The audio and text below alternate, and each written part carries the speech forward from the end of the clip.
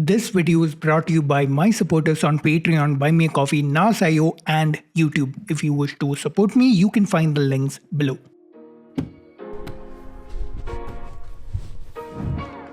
Alright, I've got over here over 1 kilogram of food. I've measured everything.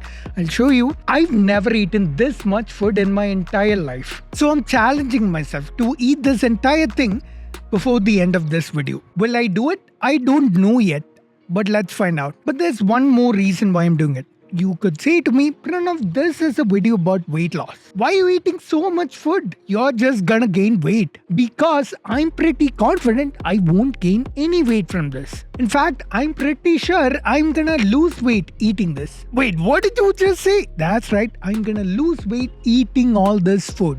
Yes, and I'm gonna prove this to you. We'll see how later in this video, but I'm confident that I will lose weight because I'm applying a very simple principle for this challenge. And this principle is what I wanna talk about in this video. You understand this principle and weight loss will be extremely easy for you. And notice that I haven't really told you what exactly this food is. Of course, you can notice this is a banana, but what's this and what's this? I'm gonna show you exactly how I made this food. Also, as I try to finish this, I'm going to talk about the science of weight loss. My name is Pranav, you're watching Science is Dope. Let's begin.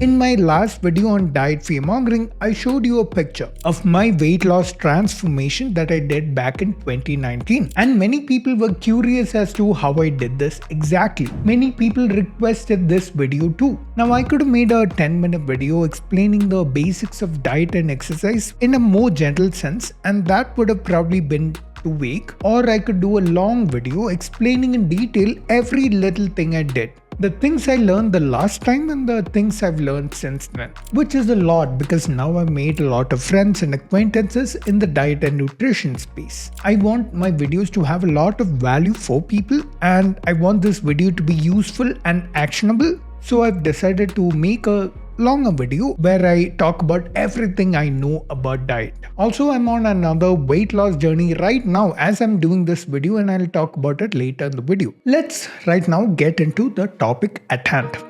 There's just one single principle that determines weight loss: a calorie deficit. What is it exactly? A calorie is a unit of energy and the energy in food is measured in calories. Now we use energy for our daily activities and even just to stay alive. Yes, that's right, you're probably in bed right now watching this video, but your body is actually burning calories to keep you alive. Now the energy in the food you eat is less than what your body needs. You're in a caloric deficit.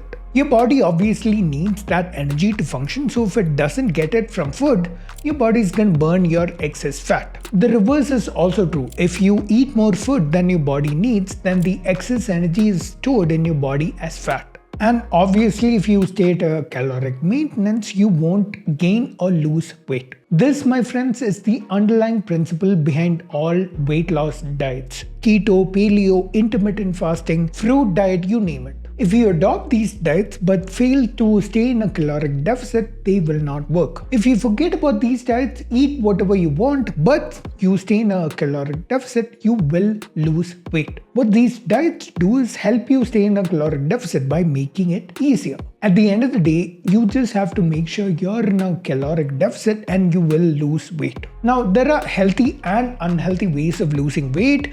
The main thing is to stay healthy, you have to make sure your body is getting enough nutrients, all the nutrients it needs, even though you're not eating enough calories. And I'll tell you how to do that as this video goes on, but let's go one step at a time. Now, I'm sure most of you, or at least those of you that have tried searching weight loss online, would know all of this already. So where's the trouble that most such people face? It's one of these points. One, cravings. Even though they wanna stay in a caloric deficit, they just can't. They'll start feeling hungry and boom, the next thing you know, they're eating a greasy double patty burger with extra cheese, and all that hard work of trying to lose weight has gone down the drain. 2, how do you measure the calories in food? I mean, it's easy if they're packaged foods, it'll be written on the package. But if I'm eating an apple or if I ordered something from one of my food delivery apps, how do I know how many calories I'm eating? 3, calorie expenditure.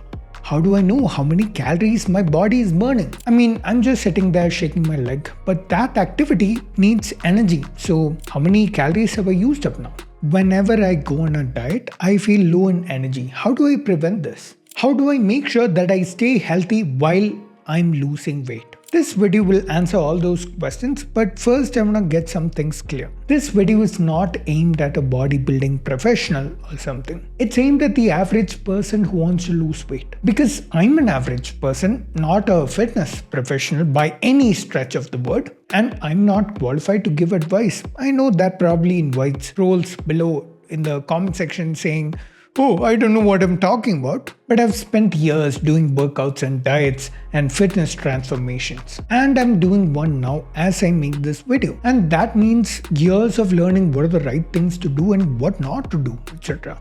And I feel I've come a long way. And on top of that, I've talked to several food and nutrition enthusiasts and experts over the years and learned even more. This video, more than being fitness advice, is a documentation of my fitness journey and how I did things and what I've learned over the years. By which I mean, if you're into fitness, you might do things slightly differently. But the general principles which I'm gonna mention here are gonna be the same for you and me. Before we go ahead, let's see how Challenge Pranav is doing.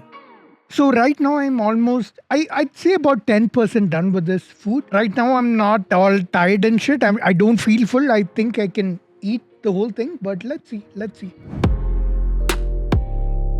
The secret weight loss is actually fairly simple. Staying full while eating fewer calories. Staying full is the key, because if you don't stay full, then you're gonna crave something, you're gonna eat something, and that's gonna add to your calories. Okay, now how do you do this? 5 things that you can do, and these are probably in decreasing order of importance. 1. Eat more foods that are low in calorie density, and obviously eat less foods that are high in calorie density. 2. Eat more protein, because protein makes you feel full and therefore eat less. 3. Eat more fiber, because fiber, like protein, also makes you feel full and therefore eat less. 4. The carbs you eat must be low in glycemic index. And 5. Eat more solid calories and less liquid calories. I'll explain each of these points starting with low calorie density. See, one thing to remember is that we evolved in a world where the only foods available to us was low in calorie density. Fruits, veggies, fish and meat. Red meat was probably one of the highest calorie dense things that we ate, and it was about 250 calories per 100 grams. But what we eat today has much higher calorie density. Let me show you. Whenever we buy food from the supermarket, pay attention to the calorie labels on it. This is easily the number one thing you can do to make sure you're eating fewer calories. By the way, whenever there's a capital C in calories, it's kilocalories.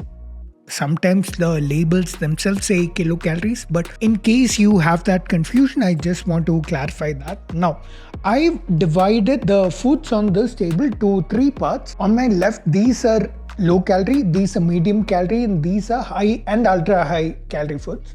So fruits and let's see, this yogurt is like 100 calories per 100 grams. This is Greek yogurt, by the way, in case you want to buy. And fruits are usually like 60 calories per 100 gram. This bread is 280 calories per 100 gram. This is a sauce I use as salad dressing sometimes. It's 227 calories per 100 gram. Anything less than 150, I would call it low calorie density. Anything between 150 to 300, I'd call it medium calorie. And anything from 350 to 500, I'd call it high calorie. So this packet has 433. These biscuits have 483. These have like 540. This is 560. I'd say this is ultra high calorie. Anything above 500 is ultra high calorie. Now, one thing to note here is that these things, even though they're very high in calorie, these are the cheap foods available. People usually find these kinds of foods available easily. They're very cheap. They're there in every supermarket, every roadside shop. Everywhere you can find them, and so people tend to eat this more often, and this contributes to high obesity rates. And another thing about these guys is that because they're high in calorie density, they're low in volume. Like the volume per calorie is very low, so they're not as filling. These things, on the other hand, they're very filling and they won't give you as many calories. So my A method of losing weight is to eat more of these things and eat very little, almost none of these. So that's usually what I do. I eat a lot of these fruits and Greek yogurts and medium calorie foods. These tend to fill me up while giving me lesser calories. That's usually what I do. Remember how in the beginning of the video I said there's one central principle that I'm applying to this whole challenge? It's basically that I'm eating a lot of low calorie dense foods, things on my left. Imagine your stomach to be like this container that you're trying to fill. Even though you're trying to fill a certain volume, it's the calories you eat that determine whether or not you gain weight. Let's say your stomach has a volume of 1 liter. And you have two options to fill it up, either high calorie dense cookies or whole foods like fruits. 1 liter of cookies is probably 1000 calories, but 1 liter of fruits is only maybe 200 calories. I think you know what you should prefer to eat. So can you guess what my foods are? Mostly vegetables, some salad dressing, some chicken, some oats and milk. You can see the banana. 1 kg of food, but you know how many calories in that? I'll show you the last 2 digits, but why don't you guess the first one before I reveal it to you? Now, you can solve this weight loss problem by eating only fruits, but that leads to another problem. Fruits don't have enough protein or fats, and your body needs them. What you need is a balanced diet with a variety of foods so that you get all the nutrients that your body needs. Another reason why you might want to eat protein is because it's very filling. The body takes more time to digest protein and it stays in your system for longer. Most Indian diets are deficient in protein, especially vegetarian ones. So I suggest you supplement it with whey protein, or if you can't have that, then there are plant-based proteins available. But if you're having more meat and fish and eggs in your diet, then you will tend to feel more full, and this will help you fight cravings. Another thing you could do is eat more fiber. Processed foods have little to no fiber. You get fiber mainly from eating raw plant-based foods like fruits and vegetables. Fiber is a nutrient that humans can't digest or absorb, but it helps you feel full and it helps in making bowel movements easier. Another advantage of eating these whole foods is that your micronutrient needs are also met. Fruits and vegetables and whole foods in general have a lot of vitamins and minerals in them. Next, when you eat carbs, pick ones with a lower glycemic index. Glycemic index is simply a measure of how much of food spikes your blood sugar. High glycemic index foods will spike your blood sugar more. This results in an insulin response which lowers that blood sugar but puts all that energy in fat. Everything you just ate becomes fat and now you don't have enough blood sugar and your body thinks it's hungry and starts craving more sugar and sugary foods. And before you know it, you'll end up eating a large cheesy pepperoni pizza and the cycle just repeats. Low glycemic index foods will gradually increase your blood sugar, making you feel full for longer and making energy available to use for your activities when you need it. Okay, now on your screen you will see a table of low GI foods and high GI foods. Usually sugary processed stuff like chocolate, sweets, pastries, etc. will spike your blood sugar high.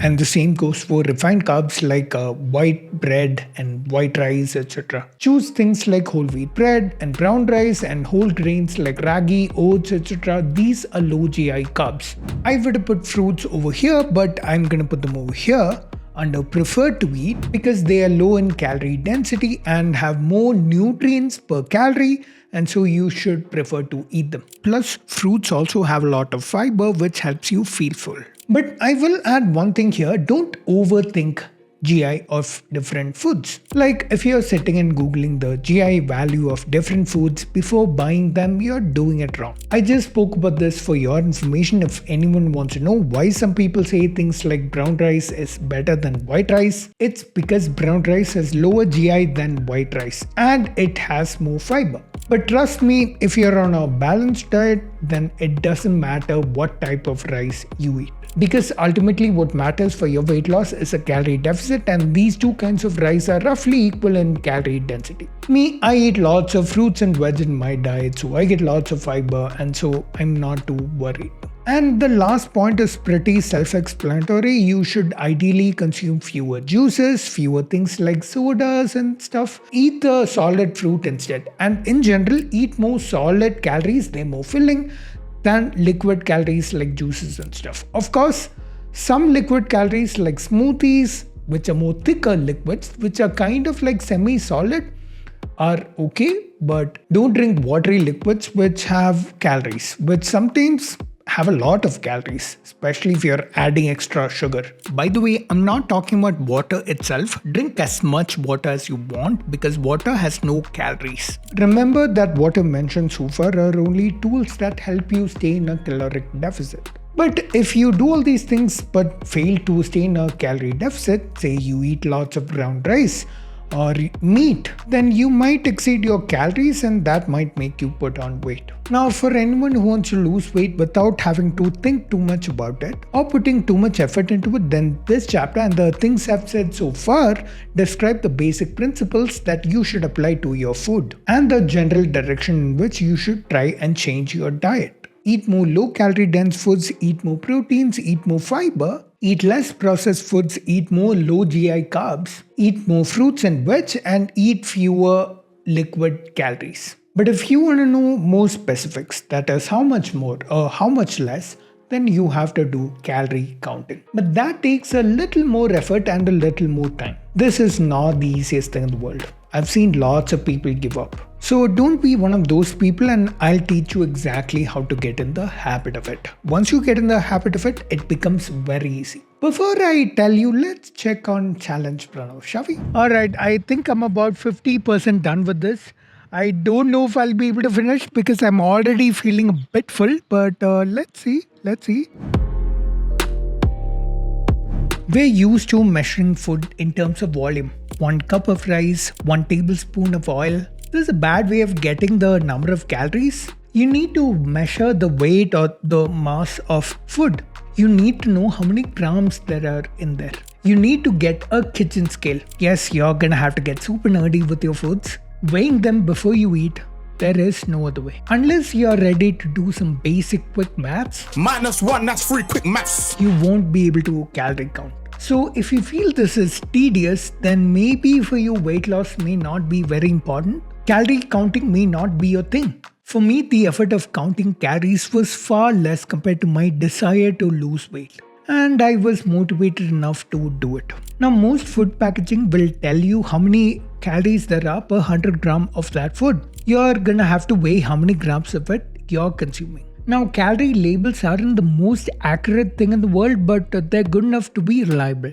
Also, pay attention to this weight in grams. I've seen some products mentioned per 50 gram or per 25 gram, there are these many calories. You might be like, hey, there's only 100 calories. When in reality, 100 grams of it might contain 4 times as much, 400 calories. The same way, you're gonna have to track your weight loss with weighing scale. This becomes crucial when you're figuring out how fast you're losing weight and if you need to adjust your calories accordingly, but more on this later. Now, from these food labels, you'll also get to know how many carbs, fats and proteins there are. Each gram of carbohydrate and protein contains 4 calories of energy and each gram of fat contains 9 calories of energy. I'll bust some myths right here. Dietary fat will not make you fat.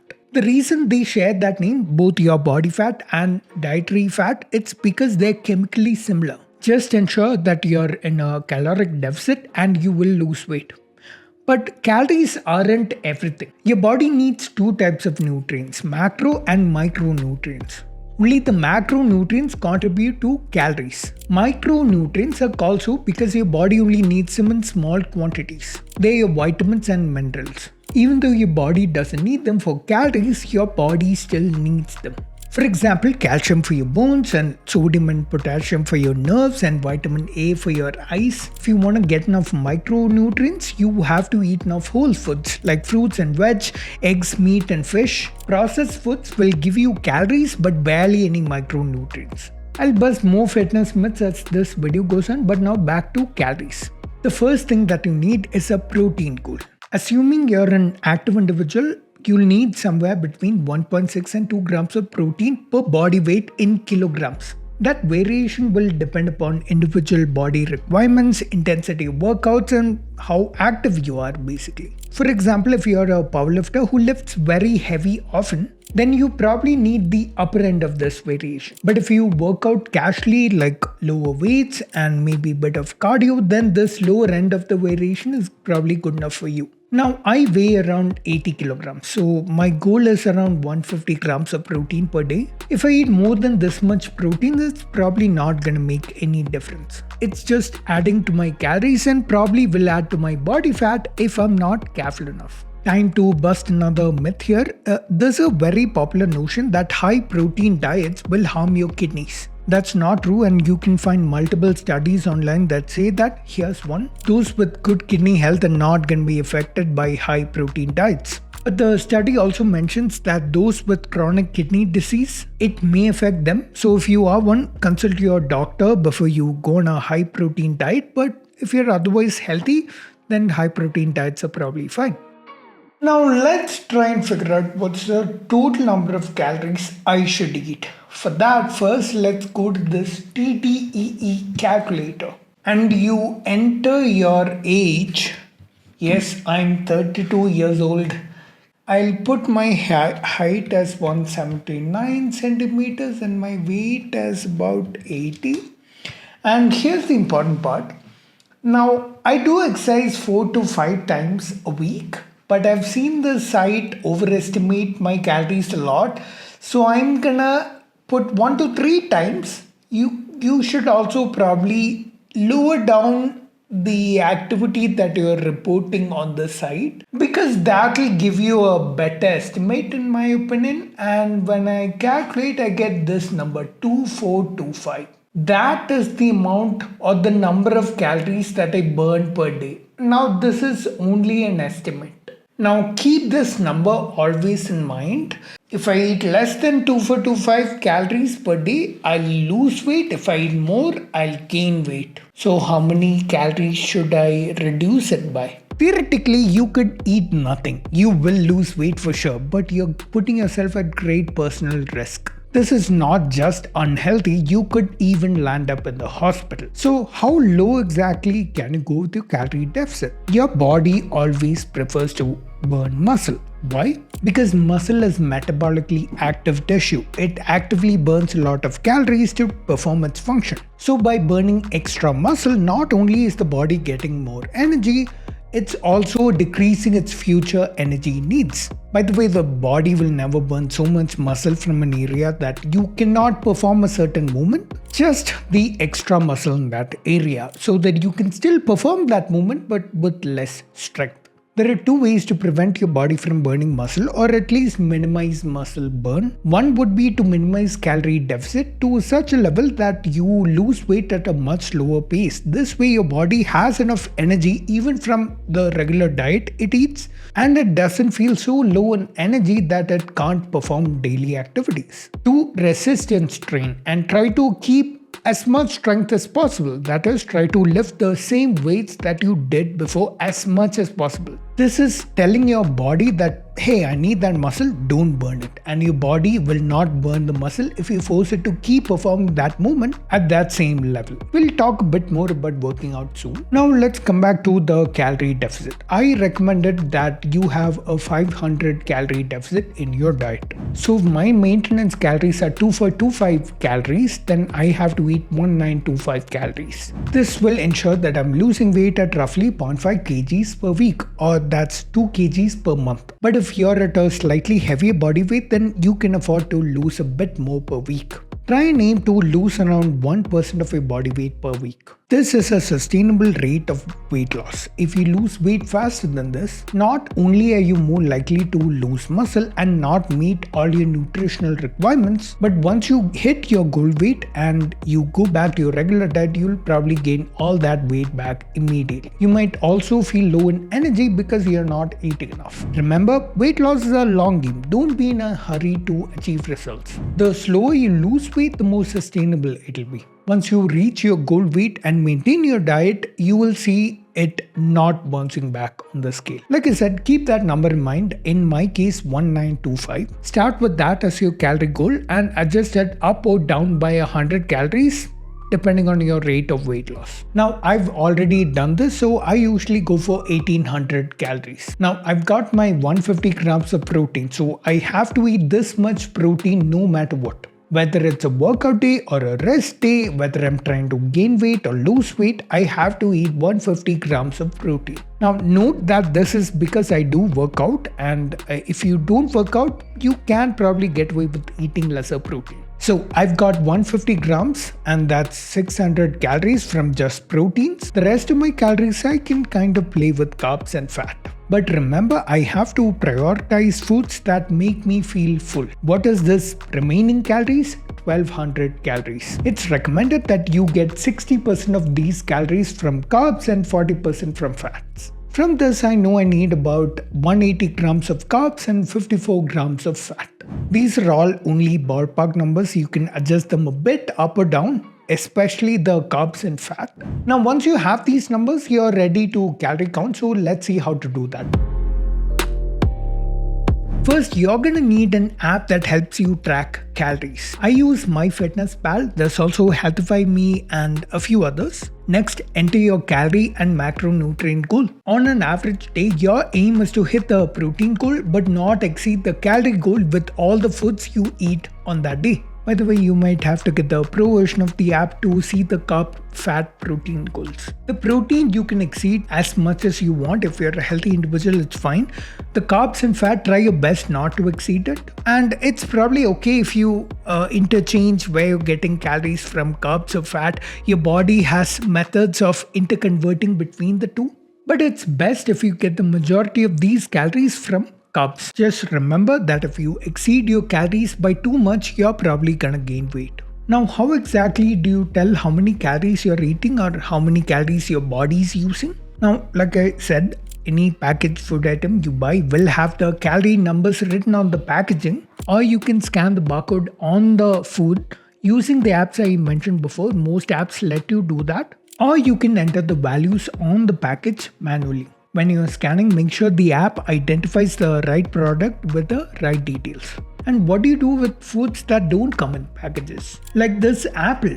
You Google how many calories the average apple has, you'll get the numbers per 100 gram and just enter them on your app. Now you know the per 100 gram value in each food. Now just weigh the food. I'll weigh this apple. It's about 150 grams and an apple has about 50 calories per 100 grams. So that's about 75 calories for 150 grams. And I can do the same for the carb, protein and fat values. And if you want to be really accurate, you can weigh what's left over and get the actual weight of the apple you ate and use that to calculate all your values. Simple. Now add them all up and try to hit the goals that you figured out earlier. Hit your protein goal for sure. The calorie, fat and carbs numbers, just get close to them. You don't have to reach them. And just make sure you don't exceed your calorie goals. And you're done. And you're on your way to weight loss. Now there are a few more questions you might have. What about cooked food? You will not be able to tell how many calories or grams of protein there are in it because there are so many ingredients. In such cases, for any multi-ingredient foods, weigh each ingredient separately before cooking and add up all the values to get the total calories that go into one serving of that dish. Suppose I'm making some chapatis. You need flour, salt, oil and water. Water and salt have no calories, so forget them. You'd have to weigh how much flour and oil go into that dough. Now you know how many calories, how many macros are there in the dough in total.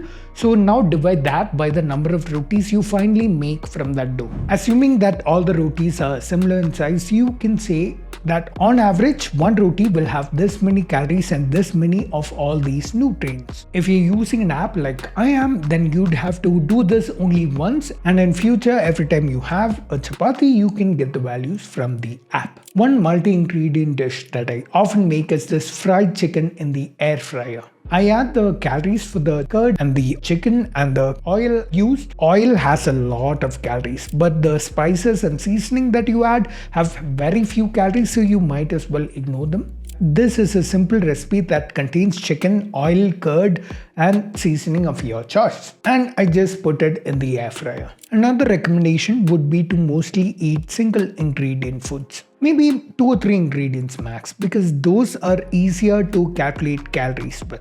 Like in this case, since I'm cooking this only for myself and only for one day, I just add each ingredient separately on my app and I'm done. Now, what if you have multiple people in the house and you cook together for everyone? I'd say divide your portions into halves or thirds or fourths and have only one part and let the rest of everyone have the rest. And now you can estimate how many calories are there in your part, your portion. But I wouldn't recommend doing this because you're increasing the chance of error in your estimated calories. And of course, the results you finally get won't be that reliable. Like already you're estimating a lot of things. Your body's total calorie expenditure is an estimate. The values of calories, even on packaged foods, are not accurate. I would avoid that if I were you. The time I lived with friends, I got my food made separately from theirs and I was able to calorie count very effectively. In fact, this particular weight loss transformation was done at that time. But if you can't get your food made separately, then you may not get good results. You can find coaches who might help you solve your problem though. Now, what if you're eating out, or what if there's an occasion and you eat way beyond your calories? In all these cases, you probably won't be able to calorie count. I would avoid all of this if I were you and get most of my food cooked at home. Occasionally, say once in a week or something, if you eat out or order in, it won't hurt. Once you do this kind of calorie counting for a while, you'll get the hang of it and you'll be able to estimate more and more accurately how many calories are there in, say, this much rice. After that point, you'll get better and better at estimating calories, and after that, maybe you will be able to eat out more often and order in. But till that point, I wouldn't recommend doing this because you're likely to go wrong. Now, I've explained the basics of calorie counting, but there's one more component to this whole thing. And before I talk about it, you know the drill. Let's check back on challenge Pranav. Yeah, I'm only about 60% done, and I've realized there's no way I can finish this. But that actually helps the point I want to make. The point I'm trying to make is that there are foods that you can eat that will make you feel extremely full, but you will not put on weight. Let me now end this challenge and go and show you how I prepared all this food.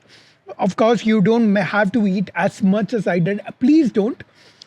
I have actually trained myself a bit to get to this point to eat a lot of food, but I still couldn't. Please don't do the same without any training. Just out of nowhere, don't eat a lot of food. I will now show you how I prepared, how I made all this food. You can get an idea of what kinds of cooking can enable you to eat low calorie dense foods. First, I prepared the chicken. Now, first of all, this is not some standard recipe. This is a custom recipe I made from previous recipes I've seen. So this takes curd and some seasoning of your choice. Then add your chicken in it and some oil and finally fry it in the air fryer and you get this. I took 211 grams of that, and that's about 216 calories. This salad is a bunch of vegetables that I bought from my nearby supermarket along with some sauce that I'm adding. This is sweet garlic sauce, 30 grams of it, and overall it's about 500 grams of salad. That comes to about 240 calories. Then I'm preparing oats and milk. It's about 50 grams of oats. That's about 208 calories, and 150 ml of milk. That's like 90 calories. And finally 200 grams of banana. That's about 121 calories. Finally, we have about 1,112 grams. That's about 1.11 kilograms of food and 875 calories. I only managed to eat about 60% of this. Rest of it I ate a lot later in the night. This is just 875 calories of food, and trust me, I was so full. I was so beyond full. So that's it. You can make something like this for yourself at home. Just pay attention to mostly eating low calorie dense foods. Calorie counting is not complete until you take into account this: your weight loss. You have to weigh yourself every day and track your weight. I've got this app called ActiveX. obviously not sponsored. It helps me track my daily weight change, and I can track the trend, the direction in which my weight change is heading by looking at this graph. I've got the weighing scale that pairs with the app via Bluetooth. All I have to do is step on the scale and my weight gets recorded on the app, and it automatically shows me a graph of my weight over those days. And the whole thing cost me less than 1,000 rupees. And this kitchen scale is a few hundreds. These two things are a must have. Now back to the weight tracking. You're dealing with a lot of estimates when you're calorie counting. You have a chance of error. And to make sure you're getting your desired weight loss, you have to see the graph and see if it's trending downwards. Let's take my example. I'm trying to lose 0.5 kgs per week. That's 2 kg per month.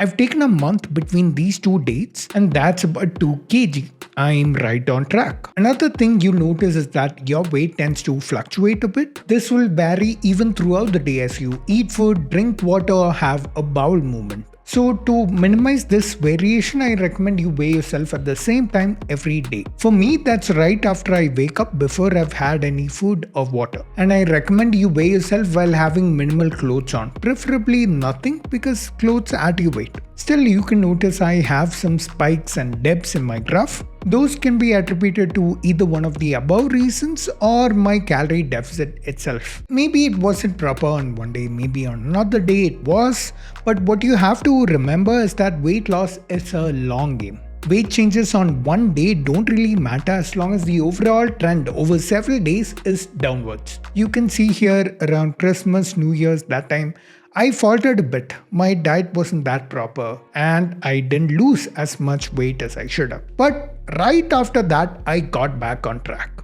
Now, if you're not using an app and you're just using an old school weighing scale, I'd say note the weight every day and take the average of the entire week as that week's weight and see if that drops by 0.5 kg compared to the next week's weight. Apps generally also give you other stats like body fat percentage, water percentage, muscle mass, etc. These are all inaccurate at best, and I'd say you should bother only about the body weight value. Now you have to make sure that you're not losing weight too fast, because if you are, then your body is probably burning too much muscle. Your body probably thinks that food is scarce and I can't maintain all this muscle, so it's getting rid of it. And so to prevent that from happening, you have to bring down that rate to 2 kgs per month. And you do that by increasing your calories a little bit so that your deficit is smaller. I've spoken about everything I can think of regarding weight loss and weight tracking and ensuring that you stay healthy while you lose weight. But there's one more thing that goes with your diet, something that makes your weight loss even more effective. And that is,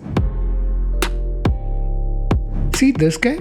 If you don't have enough muscle mass and you lose weight, you're gonna end up looking like this. And this will happen if your body burns muscle for energy. You don't want that. And we already spoke about having a bigger calorie deficit, how that ends up with faster weight loss and more muscle burn. The other thing to remember is to always resistance train. That way you minimize how much muscle you lose. Resistance training means you have to lift weights or work with bands or do calisthenics, etc. You have to train your muscles against some external resistance. Basically, go to a gym. By forcing your body to resistance train, you're telling your muscles, hey, I need the muscles, so please don't burn them.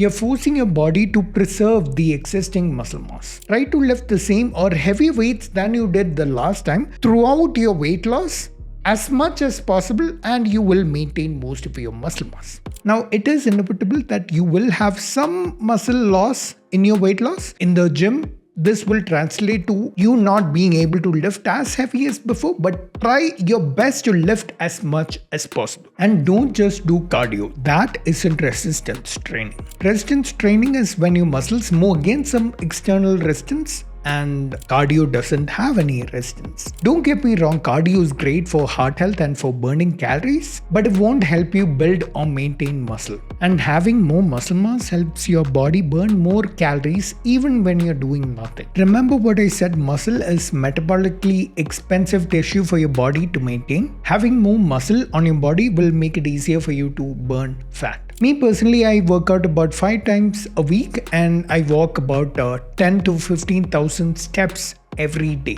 this is my exercise. My gym is about 1 kilometer from my house and I usually walk there, and that's my cardio, just walking. And while I walk, I'm usually listening to audiobooks, so I'm learning while I'm reaching my daily step goals. Now, obviously, I'm not gonna go much in detail about working out. That's gonna make this video much longer. I will suggest a channel towards the end of this video that you can watch to learn more about this. Now, let's go back to Challenge Pranav one last time, and this time I will prove to you that I lost weight. Okay guys, it's first thing in the morning. You can see my face. I've just woken up. I'll show you the date and time now. Hey Google, what is the date and time now? It's 9:36 a.m. today.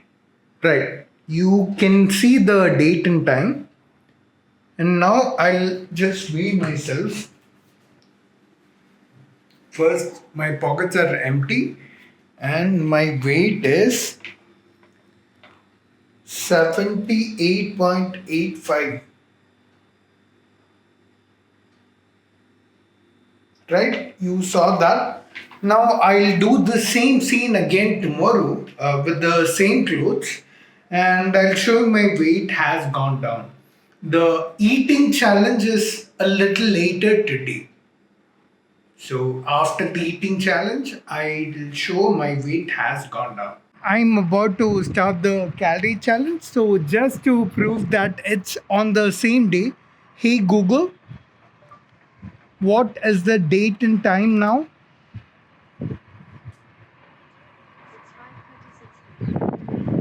Yeah, it's the same date. So I'll see you. I'll check my weight tomorrow.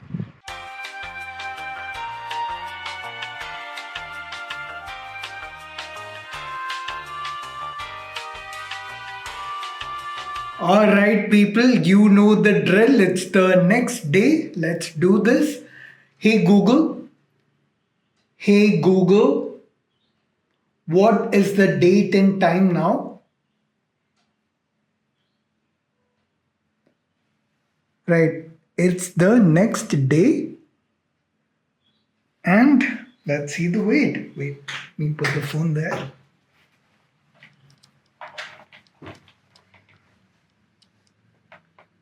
$78.45. All right, I think so. This was obviously just one day's worth of experiment. Over one day, we cannot make very huge conclusions, but my objective was to show that it is possible to lose weight despite eating a lot of food. Now, you should keep in mind that despite what happened now, you can have fluctuations in your weight. Shouldn't be worried about that. Over a long period of time, as long as you're losing weight, that is good. You are good to go.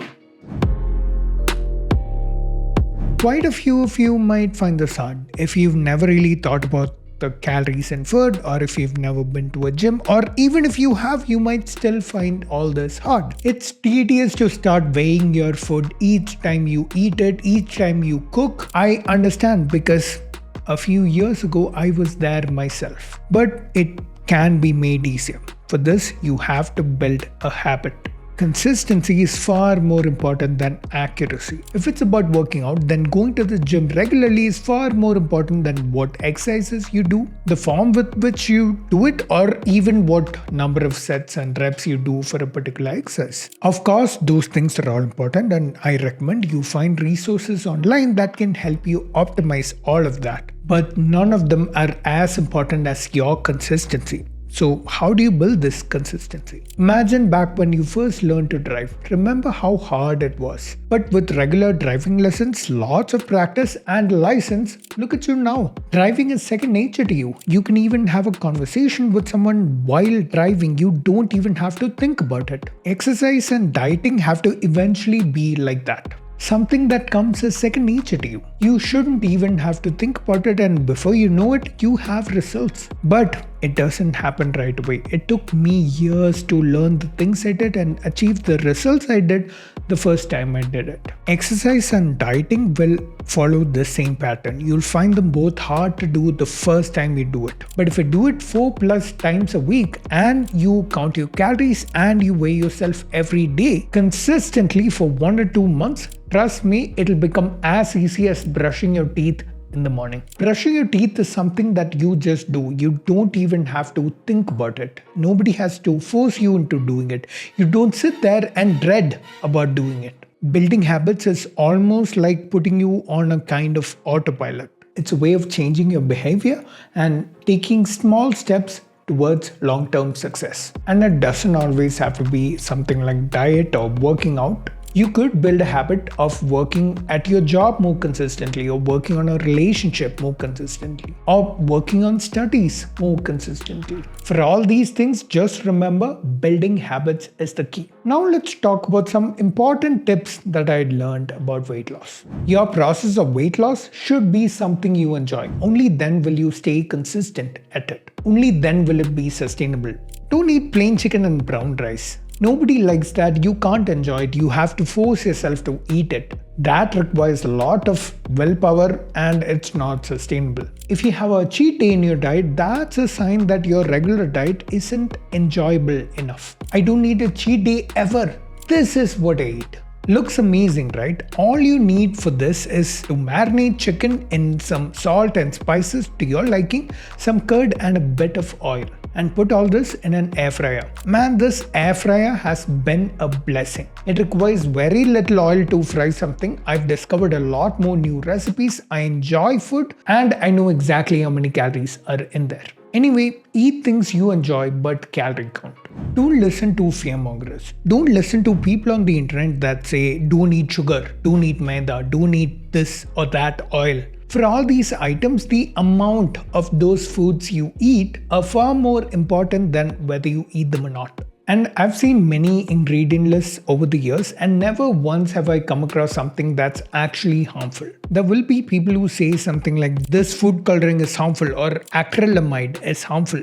All these people are ignoring one fact: dosage. The amounts of those things in our diets are well within safe limits. We have food authorities that regulate what and how much should be legal in foods. And if you're having packaged foods that comply with these regulations, you can relax. Now, obviously, if you have a medical condition where you can't eat some of these foods, please don't. And consult a doctor or dietitian for advice. Obviously, don't compromise your health. But if you're an otherwise healthy individual, you can have all kinds of food. Just control your overall calories. Things you should actually avoid are alcohol, smoking, and trans fats. These things have established evidence that they're harmful to you. You can have anything else that can be labeled as food. Trans fats are usually listed right here in the calorie labels. And you just have to make sure you're not having more than 0.1 grams of it in a day. How to cut down carbs?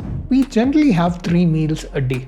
And the 3 meals tend to be very carb rich, where people have these rice-based or wheat-based carbs. I'd say if you're going on weight loss, replace it entirely, at least in 1, maybe 2 meals with fruits or vegetables. Not only are you gonna greatly cut down your calories, but your meals are gonna be filling as well. Plus, if you have other stuff in your diet, you're not sacrificing protein either. Next, if you're having trouble getting rid of unhealthy behaviors and adopting healthier behaviors, try this. If you have a habit that you wanna get rid of, then make it harder for you to perform that task. For example, don't keep processed snacks anywhere in the house. If you want snacks, you'll have to go and get it. There, you made it harder for yourself to eat snacks. That totally worked for me. The same way, to stop ordering in, just uninstall those apps. You're making it harder for you to order in. Hire a cook or do all your cooking at home. The same way, if you want to adopt healthier behaviors, make them easier to do. For example, find a gym close to your house that you can easily get to. Or have a gym bag always ready to go with things you'll need for your workout. You don't want to be scrambling around for things just before you go, so make things easier.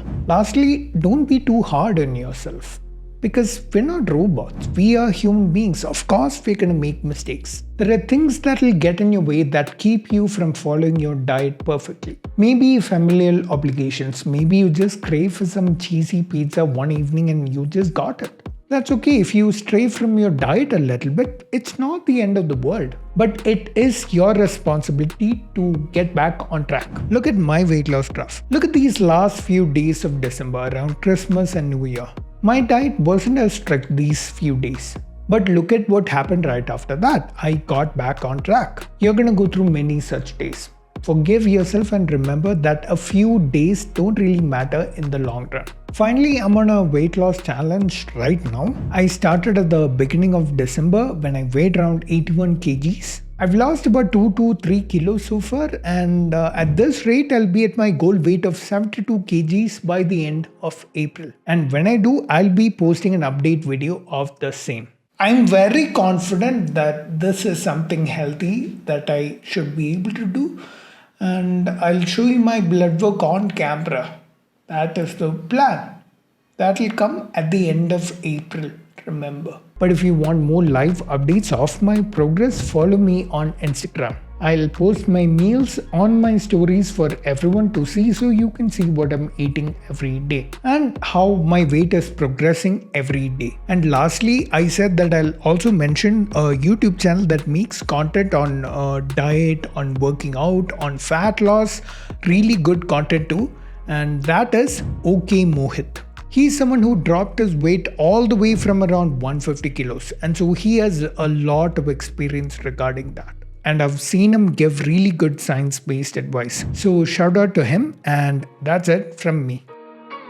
I've done a couple of these long form documentary type deep dive videos on the channel, and both me and my editor Pranil, we love the process of writing, editing and producing these videos, and many of you also love watching these videos. So I've decided that I want to do more of these type of videos on the channel. But here's the problem: since they take more time and effort to do, they won't be as financially viable as more frequent content. And I'm very picky with which sponsors I go with because I don't want to exploit the trust my audience has in me. So sponsorship also is not a source of revenue I can rely upon. The only other option is to ask you guys to support the content directly. I've got multiple options listed below. You can give me a one-time support using one of these options, or give me continued support using one of these options, for which you will get perks that you see on your screen. One of those perks is a private WhatsApp group that you get to join, where we do stuff like this. One of our members is an astronomer, and so we have amateur astronomy sessions over Zoom call. So if you're interested in things like that,